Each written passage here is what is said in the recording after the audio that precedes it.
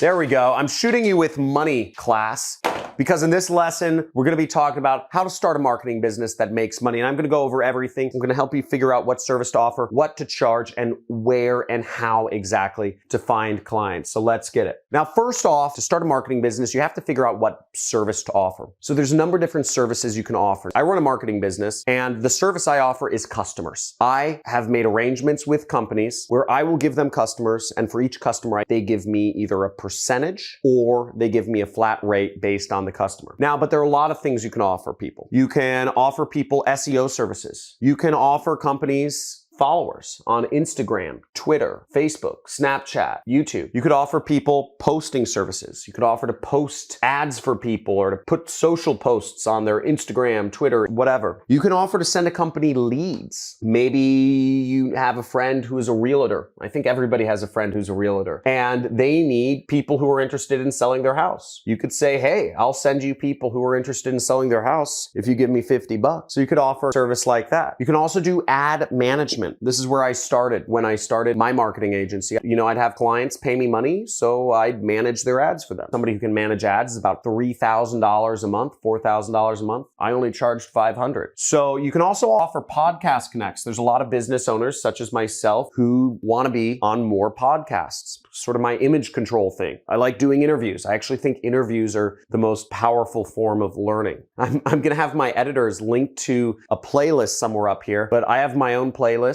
I just use it myself at home called 8, 9, and 10-figure interviews. And what I do every single night before I go to sleep is I listen to interviews. And these people influence me. And a lot of people listen to podcasts. So if you connect people with other podcasters, I was paying an agency, about $3,000 a month to connect me to be interviewed. You can also offer people site design services. I used to offer that for $5,000.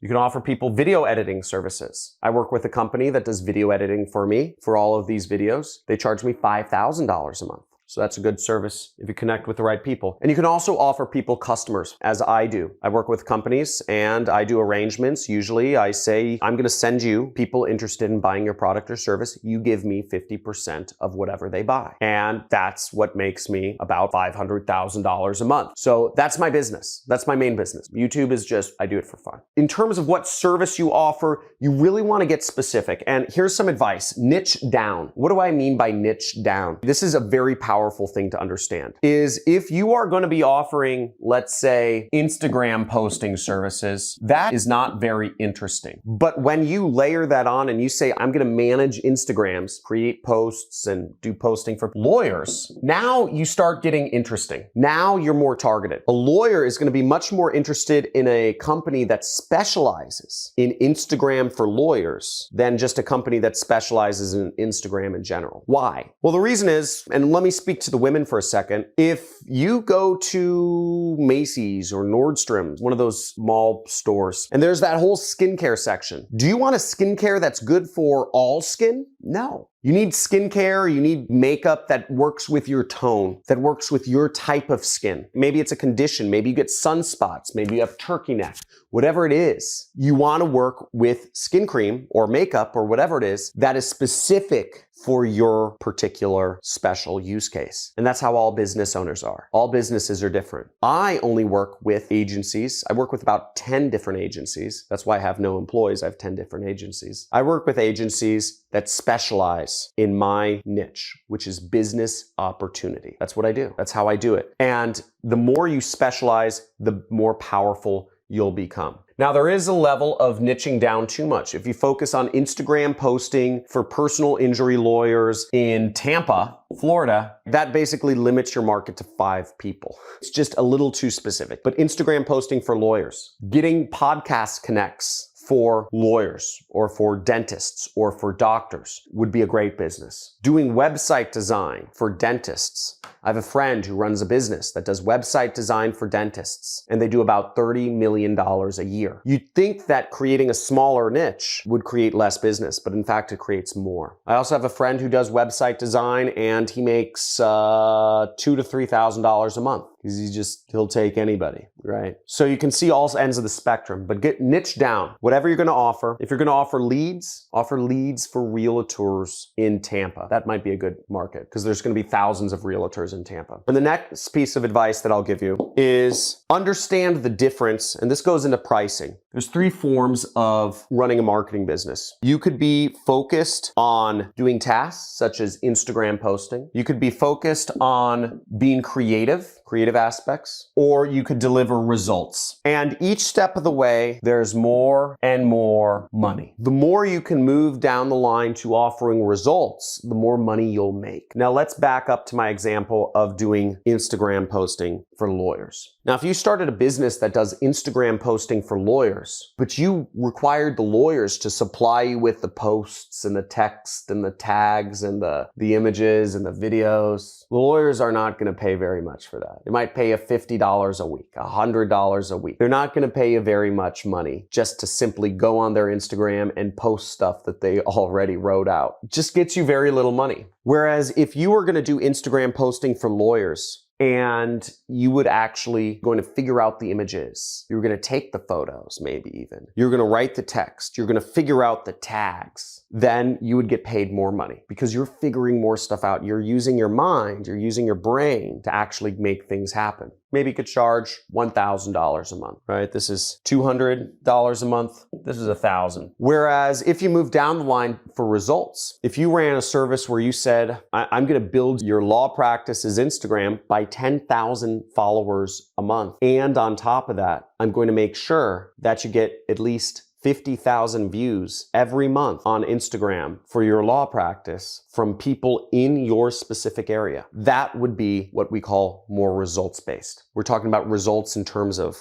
views and whatever. That makes more money. You could probably charge maybe $2,000 a month for something like that. You could even go a step further. Results, you could say, I will guarantee you will get 10 interested customers, 10 prospects a month from my marketing efforts. Well, some law firms will pay $500 for a prospect, for somebody just interested in doing a case. They figure if they can get one case, they make $50,000 or $25,000. So it makes sense. If you could go results like that, where you're sending a company customers or a law firm customers, they might be able to pay $5,000 a month. So that's how you price things. It depends on how much work you're doing. And ultimately, it all depends on how much sales swag you got. Are you good at pitching clients? Are you good at talking? Are you good at messaging? Now, the further down the rung you go, it also gets easier to sell. So maybe if you're a really good salesperson, you could sell just managing a law firm's Instagram account. You could sell it instead of $1,000 a month. You could sell your services for $5,000 a month. If you had a really good pitch and you met them in person and you did stuff like that. Whereas if you're getting people results, if you're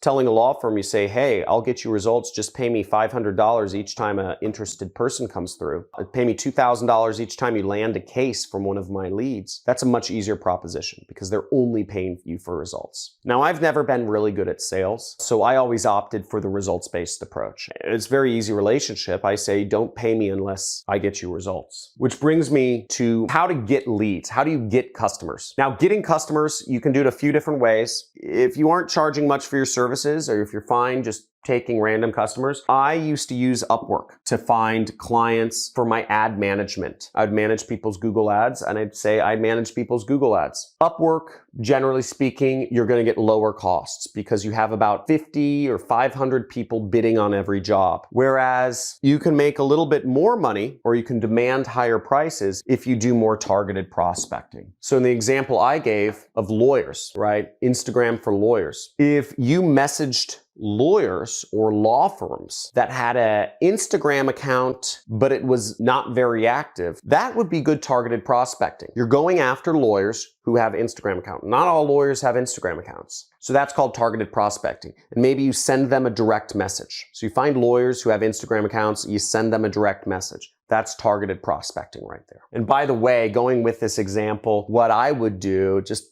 kind of a mind bubble here, is I would say something along the lines of, hey, Mr. Lawyer, I noticed you have an Instagram account, but it's not very active. I said, I actually manage Instagram accounts for lawyers. Would you be interested in chatting sometime? Is this a service you'd be interested in? That's what I'd say. See if they respond. You can probably find 10,000 lawyers pretty quickly that have Instagram accounts. Just send them a direct message. Copy, paste, copy, paste. That'll be a really good way to build an ad agency. Somebody take me up on that idea. Write in the comments who's taking me up on that idea. So type in I am if you are, because I'd love to see somebody start getting clients for Instagram posting for lawyers. That'd be really cool. Now, the third way, which is the way to make the most money, is actually in-person networking or speaking. You can speak at conferences. If you can do in-person networking, that's great. Now, I had a friend who recently sold his company. We actually co-founded an ad agency together, and then we later kind of split up. I was managing the ads, he was getting the clients, and he got together with another partner and they grew the ad agency, and they ended up selling it to a Japanese conglomerate for almost $100 million. And the way they got clients was he was a member of a particular religion. He would go to those meetings or whatever, and he'd get clients. He was Jewish, so he'd get clients from like the Jewish League of Los Angeles. He also went to, I don't know, it was like University of Florida. So he'd go to the alumni meetups. He'd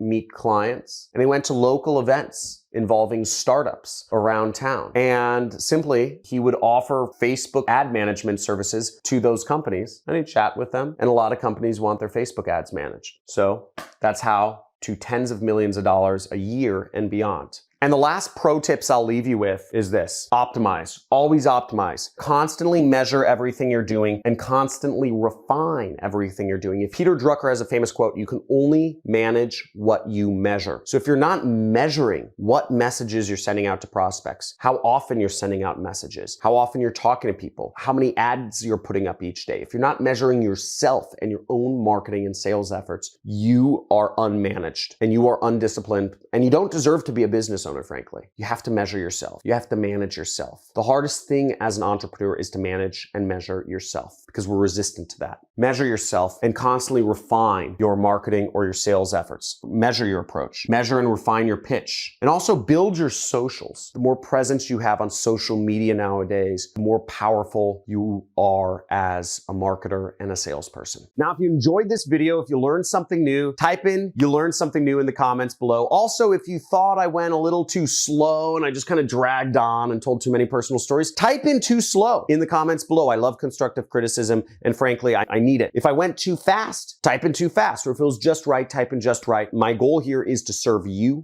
provide the best educational experience for you. Also, make sure you subscribe to the channel, hit the like button for the YouTube algorithm, and also make sure to check out some of my other videos on marketing and how to get started. If you're interested in what I do, which is affiliate marketing, check it out. I have a video somewhere around here. It should be in a bubble right up here about how to get started in affiliate marketing. Looking forward to talking to you soon. I release videos every single day and love to see you as a subscriber on my channel. Have a good day.